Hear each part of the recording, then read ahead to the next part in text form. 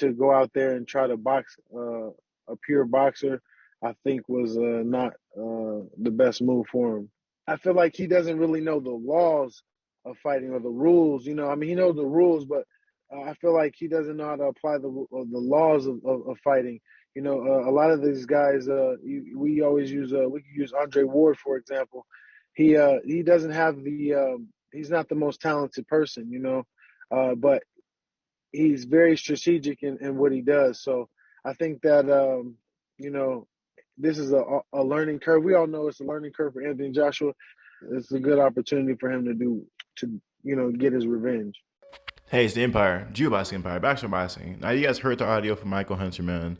Wild stuff, man. The guy is talking about how Anthony Joshua does not know the rules of boxing or the rules of fighting when Anthony Joshua fought Alexander Usyk, man. Now, coming into the fight, man, Anthony Joshua was a massive overdog in Alexander Usyk, man. People thought that Usyk had little to no chance because he's just a small heavyweight, right?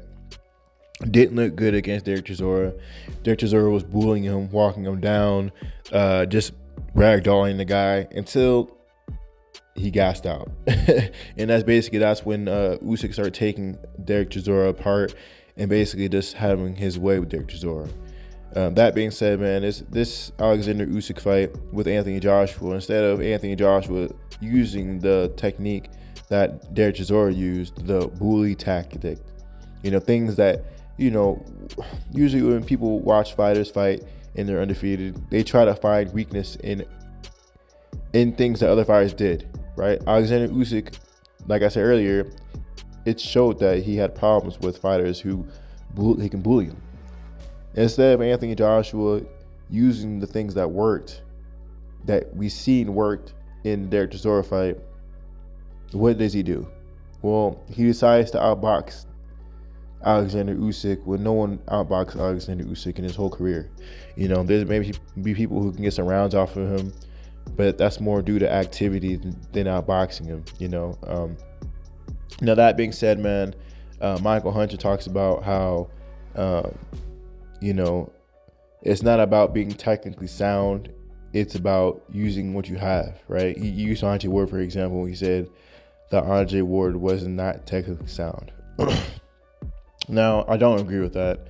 I don't know where he got that from. Understand, Michael Hunter, great fighter, phenomenal fighter, but he gets interviewed by Sky Sports, and they could be in his ear about the Andre Ward thing. They could be salty about the Andre Ward beating Carl Froch thing. So maybe they had him throwing that to diminish Andre Ward's accomplishments because, well, it's Sky Sports. It's a UK platform. So I would expect that. I would expect Michael Hunter to say something like that.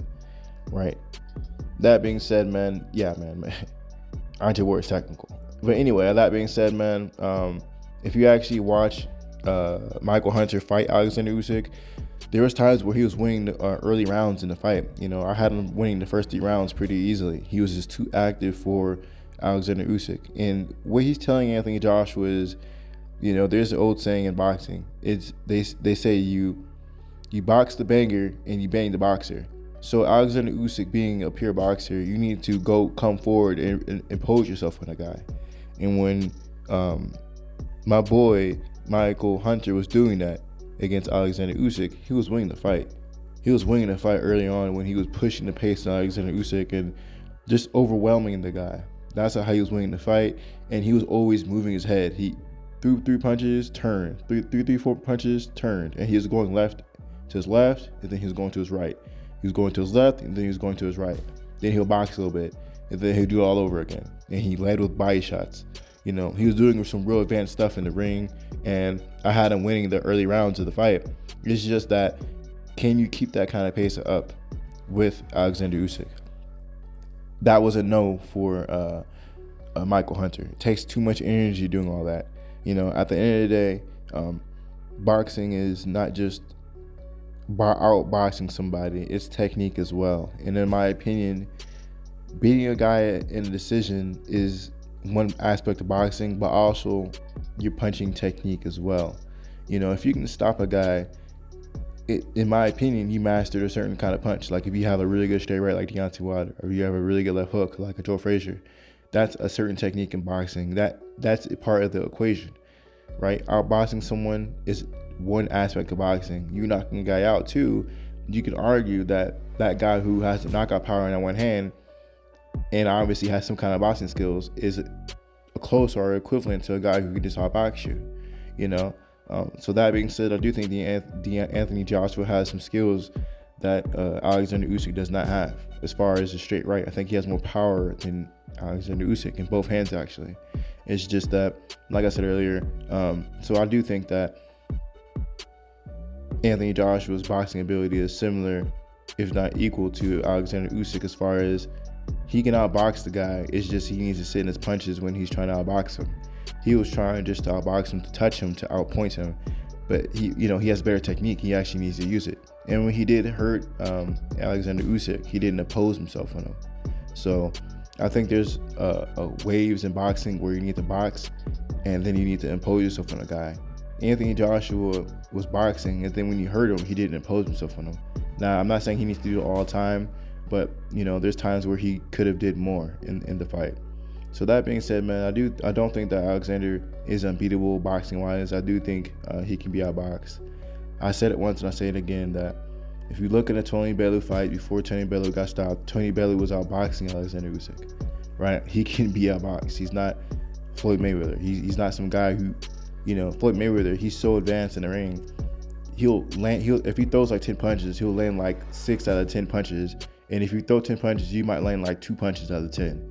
So not only does he has the highest defense in the sport of boxing, but can connect as far as defensive goes, but he has the highest connect ratio as well, where if he throws a certain amount of punches, 60 or 70% of them are landing, right? People don't talk about that. They always talk about the defensive aspect of Floyd Mayweather, but they never talk about the connection land as well. The connection has it such that when Floyd throws punches, he's most likely landing those punches. And when Floyd throws punches, most of them are counter punches. So it looks even more shocking to the eye. It's not like Floyd's just hitting you, he's countering you. So that being said, Anthony Joshua does have some pretty good countering ability, like I said, with his right hand. So that being said, man, we're going to see what Anthony Joshua does from here. But he got a little talking to by the bounty hunter. The bounty hunter. I think he's one of the better fighters at heavyweight. He's a smart fighter coming from cruiserweight. He's been in the ring with Alexander Usyk, so he knows what he's talking about, right? Not only that, going from cruiserweight to heavyweight, he lost to Usyk, but he's been on a tear at heavyweight ever since. He hasn't got a loss at heavyweight, and he's fighting top dogs like Alexander 𝗚𝗡𝗅. Alexander 𝗚𝗡𝗅 has fought Vladimir Klitschko for a title, right? He's fought Anthony Joshua for a title, and he was supposed to fight Deontay Wilder for a title. So, you can have Alexander 𝗚𝗡𝗅 in the contender/championship level in the heavyweight division. Why do I say championship level? Well, if you talk to a lot of fans of Alexander 𝗚𝗡𝗅, they'll say, and they probably might still say, that Alexander 𝗚𝗡𝗅 is better than Deontay Wilder. And Deontay Wilder was reigning champion for 5 years, So that being said, some people believe that Alexander 𝗚𝗡𝗅 has championship level skills, and he certainly does have the power for sure. So we're gonna see what happens with Anthony Joshua, man, who he trains with. He's in America right now shopping for trainers. I said it once and I say it again. He needs to go with Derek James, the guy who trains Errol Spence Jr., because he trains southpaws. He'll know how to beat a southpaw. That being said, man, we're gonna see how this whole thing plays out. Understand that Michael Hunter being interviewed by Sky Sports and fighting under Sky Sports under more than one occasion, understand that he can it'll be easier for him to get Anthony Joshua a fight than anybody else. Just keep it a buck, because he's always getting interviewed and he's fought under Sky Sports for so long that's what's best for him, So, maybe he's talking that trash because this is a setup for him to fight Anthony Joshua in the future. I can see that fight happening really easily. Anyway, man, let me know how you guys feel about Michael Johnson's breakdown. I thought I'd weigh in a little bit as well. Wild stuff from Michael Hunter. I agree with everything he was saying. Not the 𝗟𝗔𝗪𝗦 part, but everything else. Let me know how you guys feel about it, though. Like, comment, subscribe to the Empire. 𝗟𝗔𝗪𝗦. Peace. Empire. Peace.